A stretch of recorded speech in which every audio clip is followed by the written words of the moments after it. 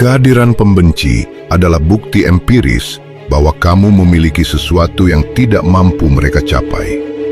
Mereka pada dasarnya adalah parasit psikologis yang memakan respons, kemarahan, dan perhatianmu sekedar untuk memvalidasi eksistensi mereka yang menyedihkan.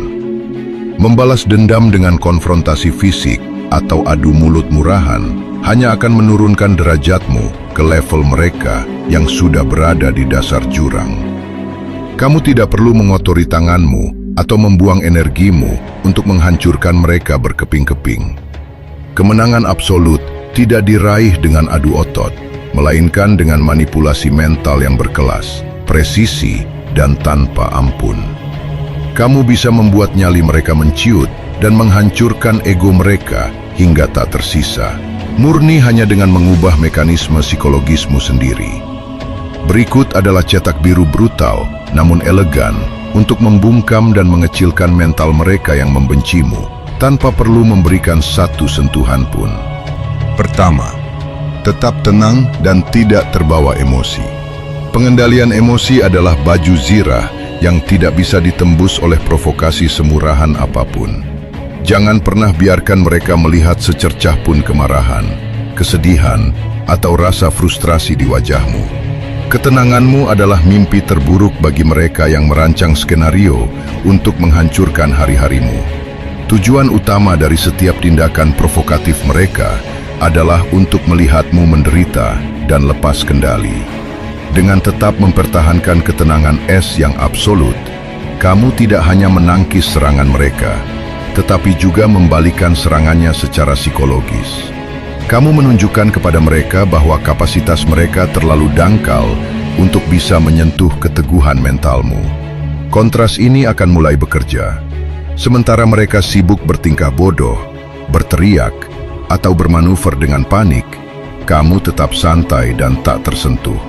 Secara perlahan, hukum persepsi akan membuat mereka terlihat seperti orang gila yang sedang bertarung melawan bayangan mereka sendiri.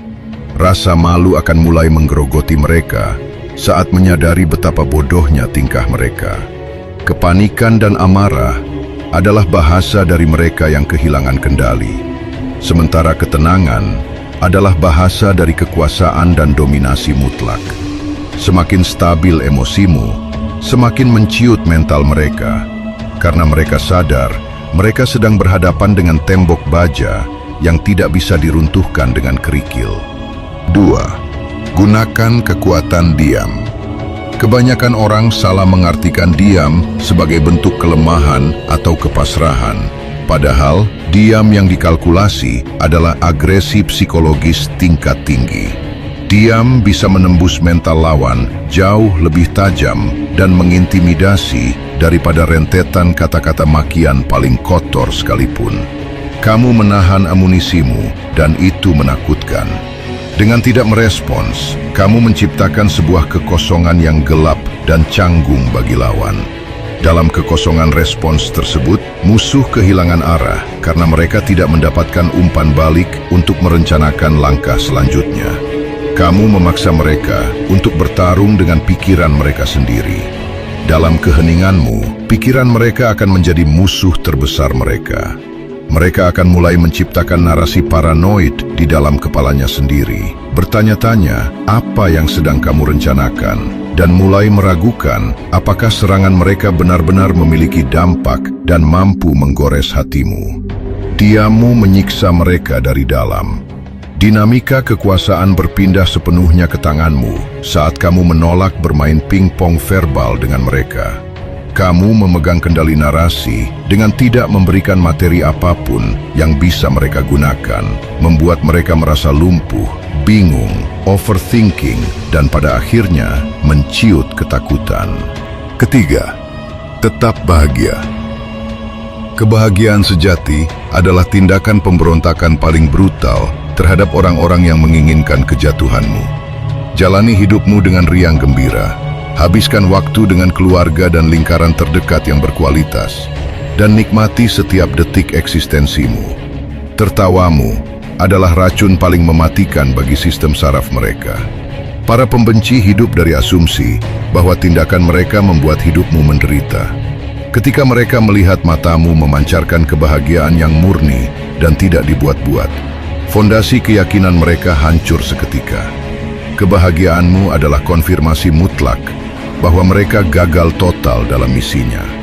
Melihatmu tetap hidup dengan indah di tengah upaya mereka menjatuhkanmu akan membuat mereka dihadapkan pada ketiadaan makna dari eksistensi mereka sendiri. Mereka menyadari bahwa mereka bukan pemeran antagonis penting dalam ceritamu. Mereka bahkan bukan figuran yang pantas mendapat durasi layar. Dengan menguasai kebahagiaanmu sendiri, kamu merampas satu-satunya senjata imajiner yang mereka kira mereka miliki. Kendali atas perasaanmu. Mereka akan tenggelam dalam kepahitan mereka sendiri, sementara kamu terus berdansa di atas kenyataan hidupmu yang gemilang. 4. Abaikan keberadaan mereka sepenuhnya. Senjata yang paling membuat mental lawan tersungkur adalah pencabutan pengakuan. Bertindaklah seolah-olah mereka adalah entitas tak kasat mata di dimensi yang sama sekali berbeda denganmu. Ketika kamu menolak untuk melihat, mendengar, atau mengakui kehadiran mereka, kamu merenggut satu-satunya hal yang mereka inginkan darimu, eksistensi mereka di matamu. Seorang pembenci menyerang karena mereka lapar akan validasi bahwa mereka memiliki kekuatan untuk mempengaruhimu. Ketika kamu mengabaikan setiap manuver caper mereka, kamu secara otomatis memutus pasokan oksigen ke ego mereka. Sikap dingin dan buta terhadap keberadaan mereka ini memiliki efek pukulan yang jauh lebih menyayat hati daripada kemarahan yang meledak-ledak. Secara analitis, tidak ada yang lebih meruntuhkan mental seseorang selain kesadaran pahit bahwa mereka sama sekali tidak relevan. Mereka telah menghabiskan energi mempersiapkan serangan, merancang skenario konfrontasi, namun kamu bahkan tidak menoleh 1 milimeter pun. Hal ini merusak sistem ekspektasi di otak mereka, menciptakan kebingungan fatal yang berujung pada rasa rendah diri yang amat dalam. Pada akhirnya, di matamu, mereka bukan lagi seorang musuh, melainkan sekedar ruang kosong yang tak punya bobot. Kamu menetapkan hierarki tak kasat mata, di mana kamu duduk dengan tenang di tahta realitasmu. Sementara mereka menyadari bahwa mereka bahkan tidak memiliki akses untuk menjadi debu di lantai kehidupanmu. Yang kelima, jangan berusaha keras menjelaskan apapun. Tindakan membela diri di depan orang yang sudah berniat membencimu adalah pemborosan oksigen yang paling sia-sia. Musuhmu akan selalu memproduksi fitnah, merangkai cerita palsu, dan bergosip di belakang punggungmu karena pengecut tidak berani menyerang dari depan. Biarkan mereka tenggelam dalam narasi murahannya. Keinginan untuk mengklarifikasi dan membenarkan diri adalah jebakan ego. Menjelaskan kebenaran kepada telinga yang dikunci oleh kebencian sama dengan mencoba mengajari batu untuk berbicara. Ketika kamu diam dan menolak berpartisipasi dalam drama pengadilan publik mereka, kamu memotong rantai konflik yang mereka ciptakan. Biarkan tindakan nyata dan konsistensimu dalam memegang prinsip kebenaran yang menjadi pengacara tunggalmu. Karakter yang kokoh tidak membutuhkan pidato pembelaan. Orang-orang yang memiliki rasionalitas pada akhirnya akan melihat perbedaan antara fakta dari tindakanmu dan fiksi dari mulut musuhmu.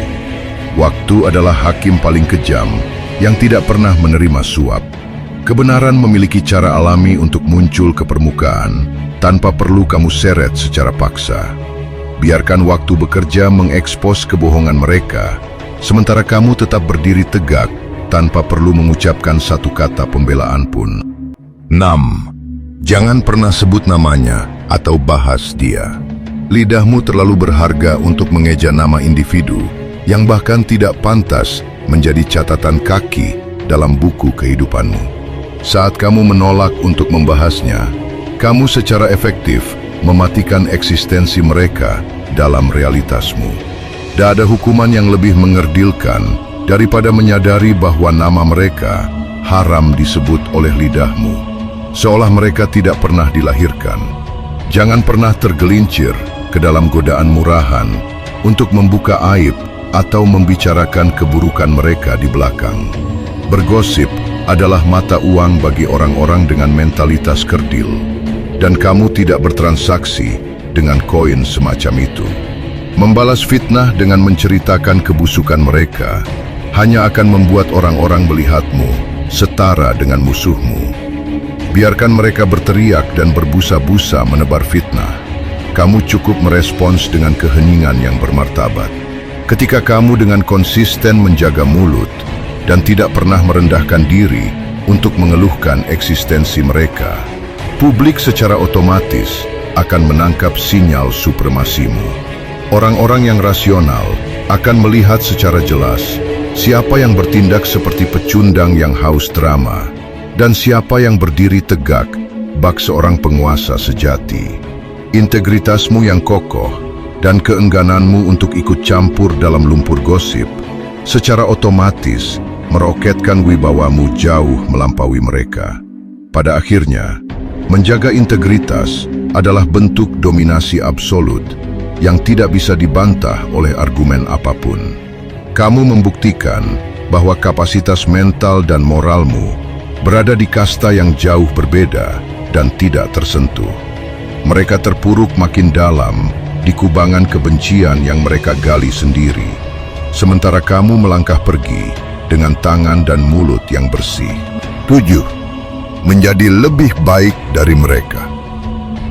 Prinsip dasar dari perang karakter adalah jangan pernah turun ke level moral lawanmu.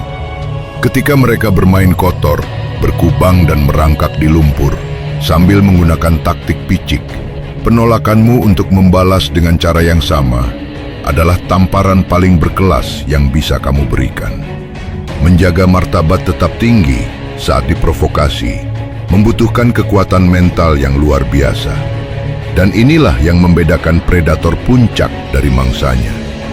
Biarkan mereka menggali lubang kehinaan mereka sendiri dengan tindakan-tindakan tak pantas, sementara kamu tetap mempertahankan standar moralmu tetap di kasta yang tinggi.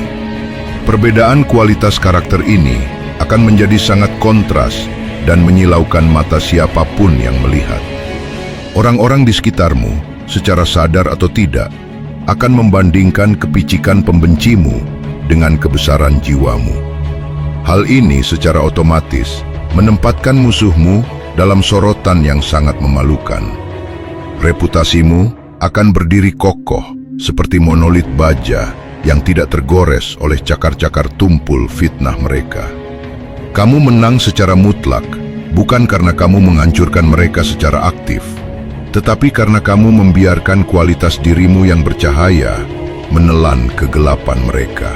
8. Upgrade diri secara diam-diam. Balas dendam terbaik tidak pernah diucapkan, melainkan dieksekusi dalam keheningan total. Alihkan semua energi yang mungkin terbuang untuk meladeni mereka menjadi bahan bakar jet untuk ambisi pribadimu. Fokuslah sepenuhnya pada tujuan hidup, pengembangan diri, dan akumulasi kesuksesanmu sendiri.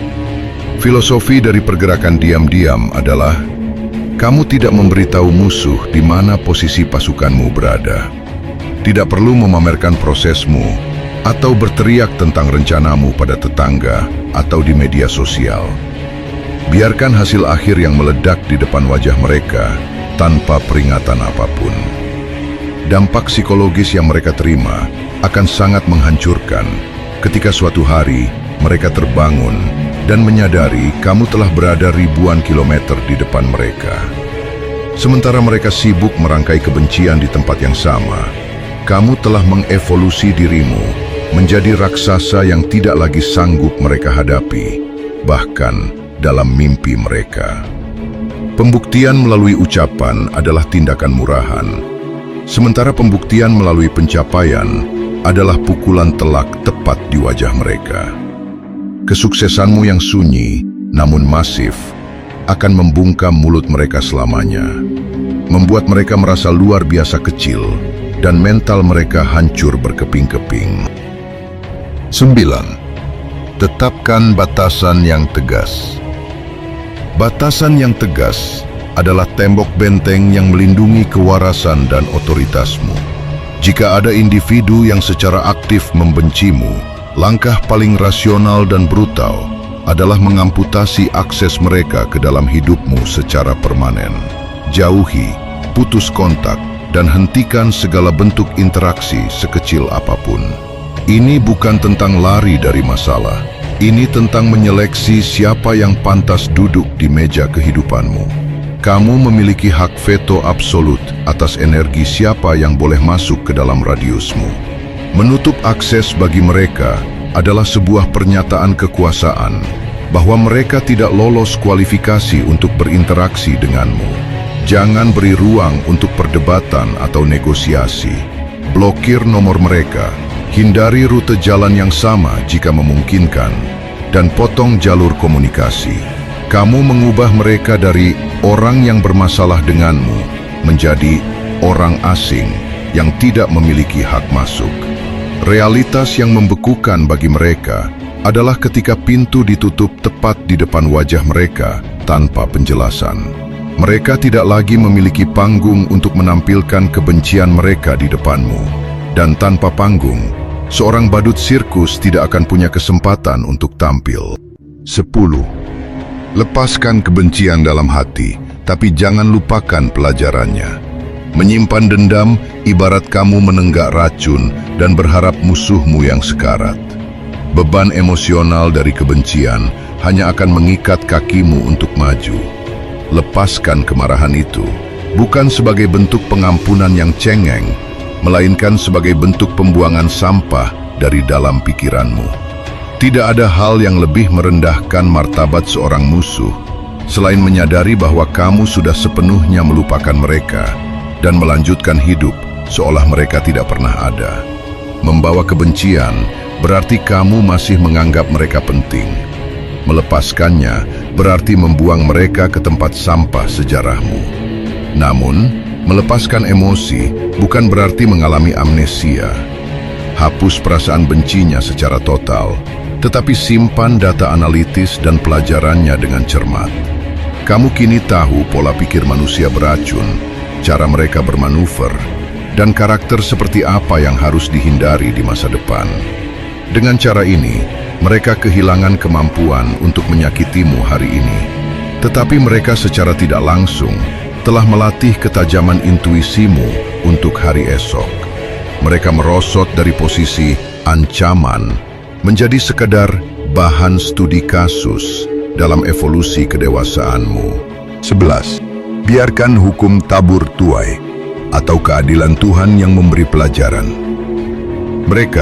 Kamu sama sekali tidak perlu mengotori tanganmu dengan menjadi algojo bagi orang-orang yang pada dasarnya sedang merakit bom waktu untuk menghancurkan hidup mereka sendiri. Hukum tabur tuai dan keadilan Tuhan bekerja dengan mekanisme yang sangat dingin, sistematis, dan tepat sasaran. Jauh lebih akurat dan mematikan daripada skema balas dendam terhebat yang bisa direkayasa manusia. Setiap tindakan manipulasi, fitnah, dan energi dengki yang mereka tembakkan kepadamu adalah racun yang sebenarnya sedang mereka telan sendiri. Cepat atau lambat, akumulasi dari kebusukan hati tersebut akan mencapai titik didih dan menghancurkan realitas mereka dari dalam. Mereka mungkin terlihat di atas angin hari ini, tetapi hukum tabur tuai adalah penagih utang paling brutal yang tidak pernah salah alamat dan tidak pernah menerima negosiasi. Mundur teratur dan membiarkan keadilan tertinggi bekerja adalah strategi perang tingkat dewa. Kamu mengalokasikan semua kapasitas pikiranmu untuk membangun kerajaan kesuksesanmu sendiri, sembari membiarkan musuhmu dihajar oleh konsekuensi dari perbuatannya. Kehancuran yang diturunkan oleh hukum ini jauh lebih melumpuhkan, meremukkan mental hingga ke inti, dan sama sekali tidak memberikan ruang bagi mereka untuk menuduhmu sebagai pelakunya. Melihat mereka runtuh ditelan oleh kebodohan mereka sendiri, tanpa kamu perlu mengangkat satu jari pun, adalah puncak kemenangan yang paling paripurna. Nyali dan mental mereka tidak hanya akan tersungkur, tetapi hancur lebur menjadi debu saat menyadari bahwa pada akhirnya realitas sendirilah yang turun tangan untuk membela kehormatanmu. Ini adalah penutup yang dahsyat. Kamu terus hidup dalam gemerlap kejayaan, sementara mereka membusuk dalam penyesalan yang sudah terlambat.